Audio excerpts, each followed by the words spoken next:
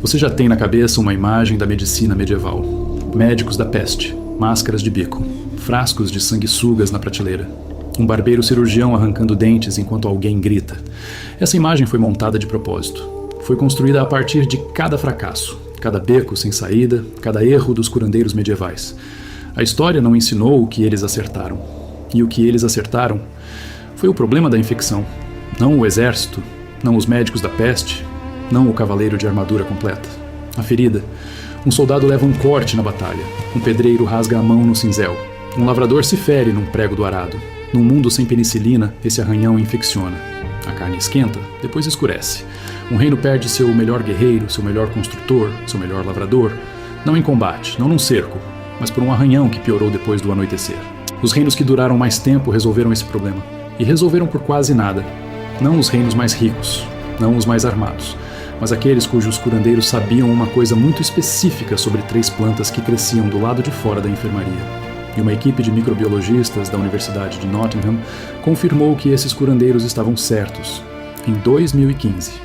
Há uma etapa específica que eles seguiam e que transformava uma mistura simples em algo forte o bastante para matar bactérias que hoje nem o armário de remédios do seu hospital consegue atingir. Não eram só as plantas, não era só a receita, uma etapa. Ela vem a seguir. Esse conhecimento deixou de ser ensinado nas faculdades de medicina em 1910.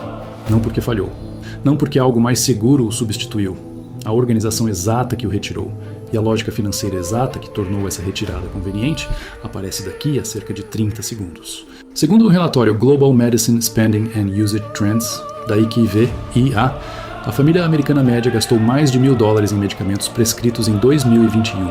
Já os curandeiros da abadia de Fountains, em North Yorkshire, não pagavam nada. Essa abadia foi fundada em 1132 por 13 monges cistercienses que saíram da abadia de Santa Maria, em York. Ela funcionou sem interrupção por mais de 400 anos. Sua enfermaria tratou doentes desde a fundação até ser dissolvida por Henrique VIII em 1539. Suas paredes ainda estão de pé. Os canteiros do jardim de ervas ainda podem ser vistos como depressões rasas na relva ao lado da enfermaria. E tudo de que aqueles curandeiros precisavam crescia dentro daqueles muros plantado na terra, de graça. Em 1910, a Fundação Carnegie publicou um relatório escrito por Abraham Flexner, um professor sem diploma de medicina, contratado para avaliar todas as faculdades de medicina dos Estados Unidos e do Canadá. O relatório classificava como inferiores as escolas que ensinavam remédios botânicos ao lado dos farmacêuticos. Mais da metade das faculdades americanas, em atividade em 1904, fechou na década seguinte a publicação do relatório. Isso foi documentado pelo sociólogo Paul Starr em seu livro de 1982, The Social Transformation of American Medicine, publicado pela Basic Books. As escolas que sobreviveram receberam financiamento substancial do General Education Board de John D. Rockefeller, como documenta E. Richard Brown em seu livro de 1979, Rockefeller Medicine Man, publicado pela University of California Press. Essas escolas não ensinavam remédios à base de ervas, ensinavam compostos sintetizados. Antes de 1910, o Eclectic Medical College of Cincinnati, fundado em 1845, formava médicos americanos no tratamento de feridas com plantas, usando métodos clínicos documentados. Em 1939, a última escola médica eclética tinha fechado. A indústria farmacêutica global erguida sobre o modelo pós-Flexner gerou cerca de $1,4 trilhão em receita mundial, em 2021, segundo a IQVIA. Você não vende assinatura de um pé de alho. Você não emite cobrança para um pote de mel cru.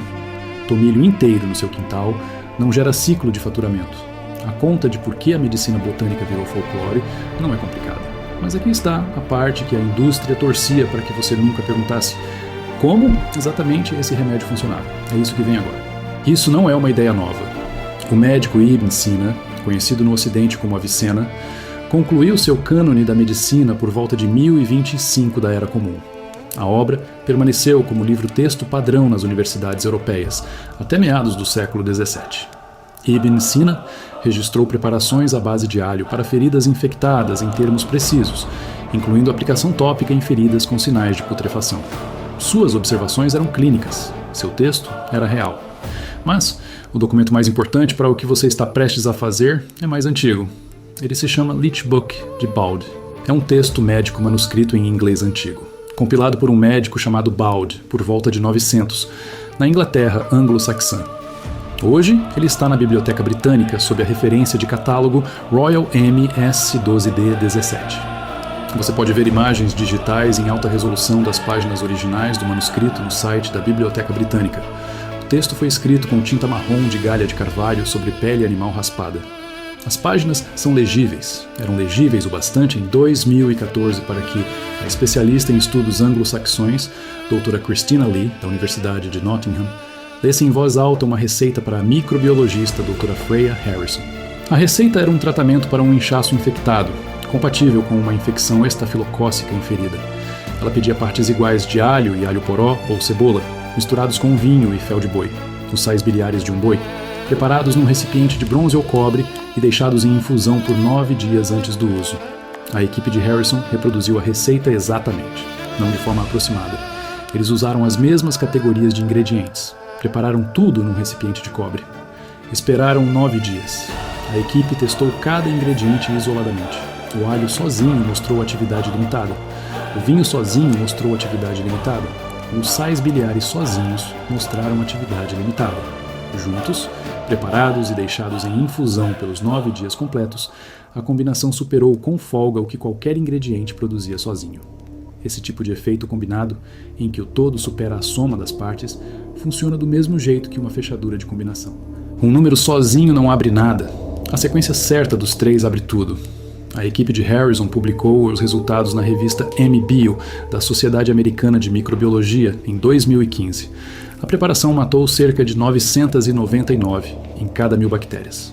Staphylococcus aureus em testes de laboratório, incluindo as MRSA resistentes a antibióticos, incluindo o MRSA crescendo em biofilme, a camada protetora que bactérias resistentes formam em superfícies, inclusive dentro de feridas abertas e sobre implantes médicos, e que as torna quase imunes ao tratamento farmacêutico padrão.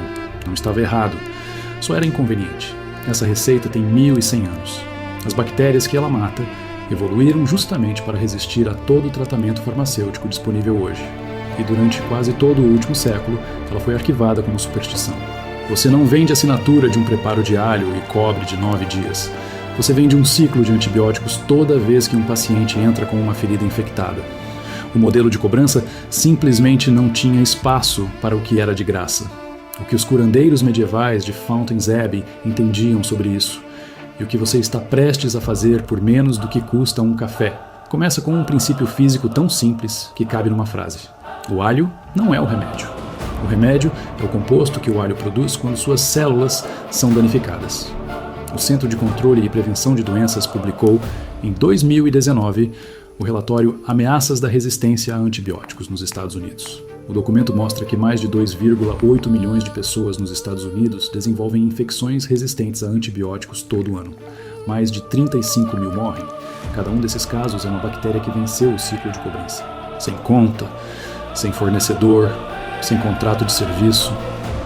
O Litbook de Bald registrou uma preparação que a ciência de laboratório confirmou, em 2015, funcionar contra exatamente essas bactérias. E quase ninguém está usando. Você já viu cada ingrediente disso a vida inteira e só nunca ligou os pontos. Você já segurou uma cabeça de alho? Conhece o cheiro. Sempre percebeu que ele só aparece quando você corta ou amassa o dente. Esse cheiro vem de um composto chamado alicina, mas aqui está o que quase ninguém percebe. O dente de alho intacto não contém alicina nenhuma. Um dente inteiro guarda 2 compostos separados em compartimentos diferentes da célula. Uma enzima chamada aliinase, um composto chamado aliina.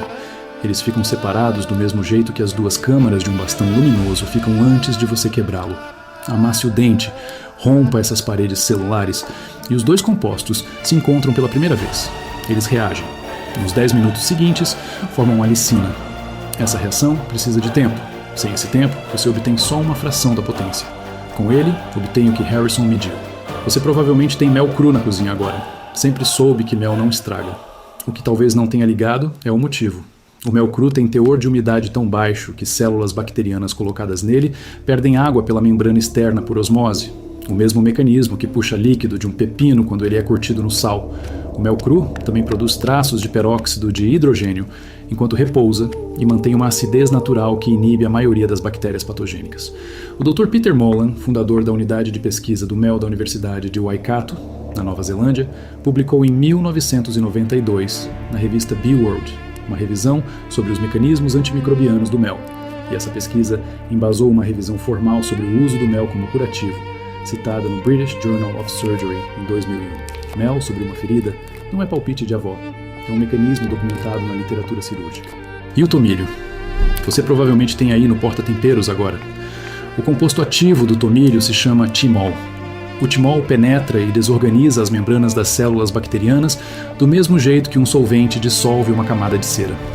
Ele é o principal ingrediente ativo do enxaguante Listerine desde 1879. Hildegarda de Bingen, a abadesa beneditina que escreveu sua História Natural Física por volta de 1150, registrou o tomilho como tratamento para feridas infectadas e supurando. Ela não conhecia o mecanismo. Observou o resultado ao longo de décadas de uso clínico em seu mosteiro em Rupertsberg. Esse mesmo resultado foi parar em cada frasco de Listerine no último século e meio. A maioria das pessoas que tenta reproduzir o que o Litchbook de Bald registra erra uma etapa. É a primeira etapa, e é a diferença entre uma preparação que funciona e outra que não faz nada. Aqui está o que você precisa. Quero ser honesto com você sobre cada número. Alho fresco, de 4 a 6 dentes. Da sua horta, isso não custa nada. Uma cabeça inteira de alho em qualquer mercado sai entre 50 centavos e $1. Você precisa de 4 a 6 dentes por preparação. Mel cru, não filtrado. Uma colher de sopa. Não o mel processado e filtrado naquela bisnaga em forma de urso. Filtrar e aquecer destrói a enzima glicose, oxidase, que produz peróxido de hidrogênio. Mel cru de feira ou loja de produtos naturais custa entre $8 e $12 o pote e dura meses. Por uso, isso dá menos de 30 centavos. Tomilho fresco ou seco. Uma colher de chá de folhas, levemente esmagadas. Um pé de tomilho num vaso pequeno na janela custa $3 uma vez e produz folhas utilizáveis por anos. Tomilho seco de qualquer mercado custa $2 o pote e cobre um ano inteiro de uso regular. Uma tigela pequena de vidro, um pano limpo ou gás estéril, água comum. É sinceramente só isso. Aqui está a única coisa que a maioria erra. Ela amassa o alho e usa na hora. Esse é o erro. É exatamente esse erro que separa uma preparação com potência clínica de outra, que mal supera um enxágue com água. A equipe de Harrison, da Universidade de Nottingham, documentou especificamente no artigo da MPale de 2015 que o modo de preparo era decisivo para o efeito antimicrobiano. A receita medieval no Litchbook de Bald descreve repetidamente esmagar os ingredientes e depois deixá-los em infusão, não esmagar e aplicar na hora. O curador que escreveu essa receita observou resultados ao longo de anos de prática, e eles dependiam da espera. Faça do jeito que a maioria faz. Pule os 10 minutos. E você terá o que as guarnições tiveram quando perderam soldados feridos para infecções que deveriam ter sido superadas. Faça do jeito medieval, e você terá o que o laboratório de Harrison mediu contra o MRSA. Então aqui está o preparo completo. Está o descasque de 4 a 6 dentes de alho fresco. Coloque-os sobre uma superfície de corte limpa e seca. Pressione cada um com firmeza com a lateral de uma faca pesada até a polpa se abrir por completo. Você vai ouvir um leve estalo. Vai ver o suco sair. Cada parede celular precisa se romper. Um dente só parcialmente amassado produz resultado parcial. Agora marque 10 minutos no cronômetro. Não pule isso. A alicina está se formando agora, invisível nesse alho esmagado. O cheiro vai se intensificar com o passar dos minutos. Esse aumento no aroma é a química em ação. Pesquisas publicadas por Lawson e colegas no Journal of Agricultural and Food Chemistry documentaram que a alicina é instável e começa a se degradar poucas horas após se formar. Em temperatura ambiente, o ideal é usar a preparação quando a potência estiver no auge, até 20 minutos depois de o cronômetro terminar, enquanto o tempo corre. Retire uma colher de chá de folhas frescas de tomilho dos talos. Se for usar tomilho seco, meça uma colher de chá rasa. Esfregue as folhas entre as palmas por alguns segundos, até sentir claramente o aroma. O cheiro forte, medicinal que você libera é o timol. Foi isso que Hildegarda de Bingen registrava em 1150. Esse aroma confirma que o composto ativo está presente e pronto. Quando os 10 minutos acabarem, adicione uma colher de sopa de mel cru à tigela limpa. Junte o alho esmagado, junte o tomilho macerado, misture devagar até ficar homogêneo e espesso. A mistura deve se manter sobre uma superfície plana sem escorrer.